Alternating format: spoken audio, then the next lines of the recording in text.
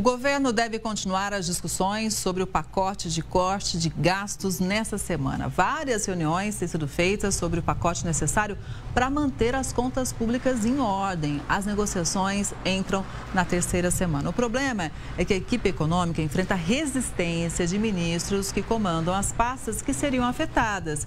Por outro lado, a previsão do Tribunal de Contas da União é que, se nada for feito, as políticas importantes para a população correm o risco de acabar já nos próximos anos, ou seja, paralisa a máquina pública. Para analisar esse cenário econômico, a gente faz conexão agora com o economista Ricardo Buzo. Boa tarde, Ricardo. Seja sempre muito bem-vindo ao Conexão. É uma equação difícil de resolver, vai exigir muito jogo de cintura do governo, porém urgente, né? Boa tarde, Kelly. Prazer sempre estar aqui. Dificílimo, exige jogo de cintura, mas vamos lembrar, só para o espectador ter uma ideia, lá na década de 2010, a dívida bruta do país era da ordem aí de 50%, 55% do PIB. E agora ela já está na casa de 78% do PIB, podendo chegar a 80% do PIB aí muito fácil. Em 2023, nós tivemos aí uma defasagem entre o que se arrecada e o que se gasta da ordem de 230 bilhões de reais. Agora, isso já está na casa de 245 nos últimos 12 meses. E o famoso arcabouço fiscal, que veio aí em substituição do antigo teto de gastos, ele prevê, depois de uma mudança, que nesse ano nós não vamos gastar nada mais do que se arrecada, com uma margem aí de 0,25 ponto percentual do PIB, que considera-se cumprido. Mas mesmo assim nós estamos longe disso. Então, a necessidade do corte é para dar credibilidade ao arcabouço e evitar uma confusão tão grande que se tem com câmbio explodindo e com juros em alta. Então, o risco, se não cumprir isso aí, é que afete tanto a ponta da inflação, que toma a renda assim, do trabalhador, quanto o crescimento econômico com juros mais altos. Agora, Ricardo, como eu mencionei, existe uma dificuldade dentro do próprio governo em fazer um acordo, porque ninguém quer que a pasta tenha menos recursos. Por exemplo, a educação não quer perder recursos, saúde não quer perder recursos. Como que o governo faz, então, para conseguir um avanço nesse sentido, uma vez que, inclusive, está sendo cobrado, inclusive por investidores internacionais, né, que olham realmente como é que a gente está levando a nossa economia, né? Olha, essa é a grande dificuldade, por isso a demora no anúncio, né? Já faz, como você disse, 3 semanas que isso está para sair, não sai, e o mercado vem dando sinais claros que não está mais afim dessa espera. Isso tem sido impactado em dólar, em juros, tudo isso é muito difícil para uma economia.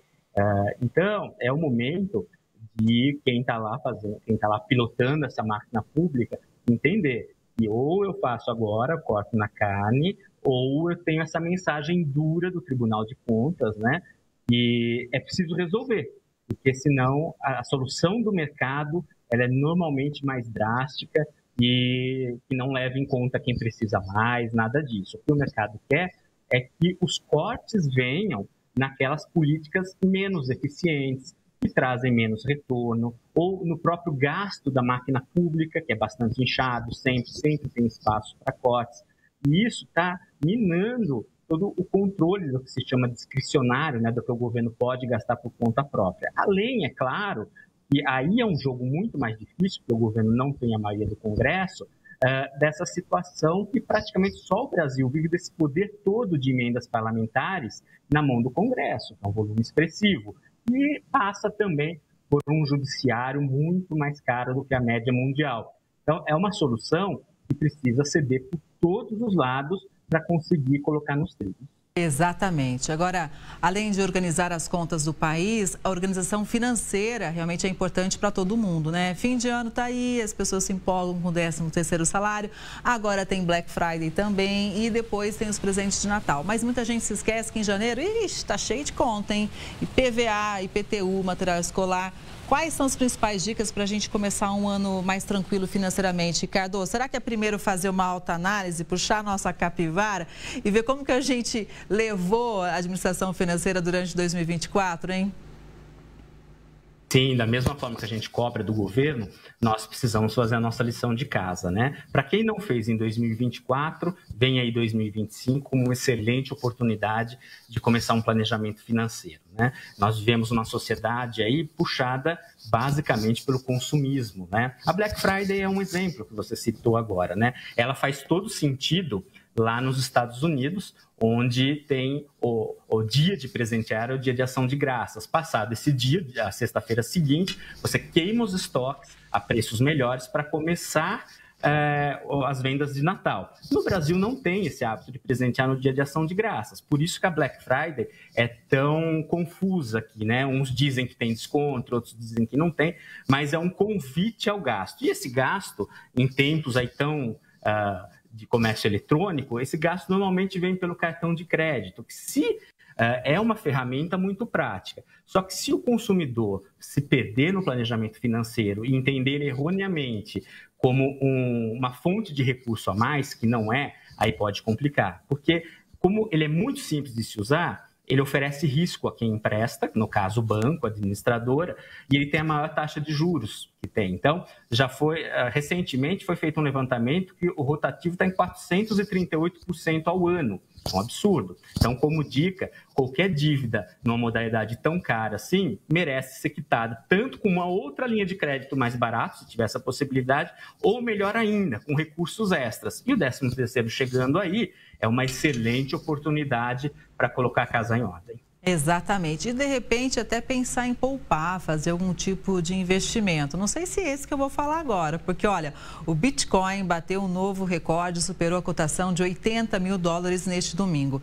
As expectativas positivas do mercado se devem ao novo governo de Donald Trump nos Estados Unidos. Desde as sinalizações de que o republicano retornaria à Casa Branca, a criptomoeda subiu mais de 15%.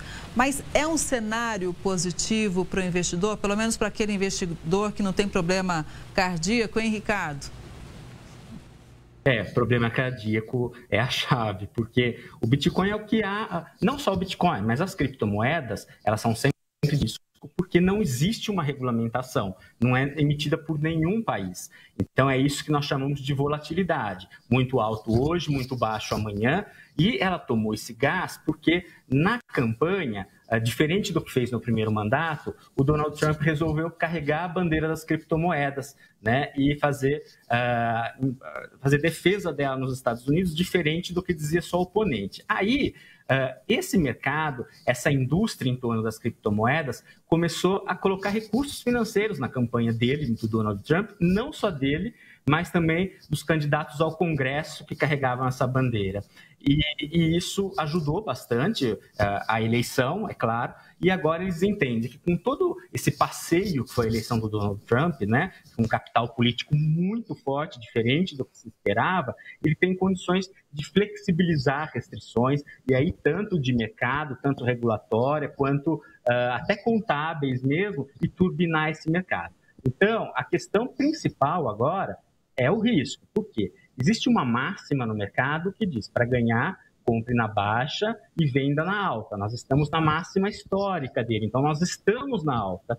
Para embarcar nessa, você tem que ter fundamentos muito bons dizendo que ele sobe mais ainda, o que não é fácil de conseguir esses fundamentos. Mas, acima de tudo, não é tão arriscado quanto esse de risco tão elevado, é imprescindível você ter um bom exame da sua capacidade ao risco, da sua aceitação ao risco. E sempre, diversificar sempre. Se eu coloco tudo em Bitcoin, minhas economias, e amanhã isso me dá um problema, eu vou perder tudo, né? Então, a diversificação e o conhecimento da sua aceitação ao risco é o que é de mais importante na hora de investir.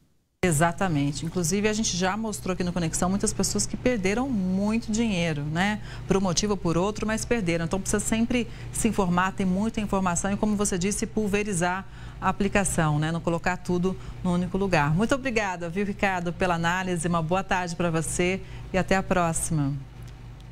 Boa tarde, sempre à disposição.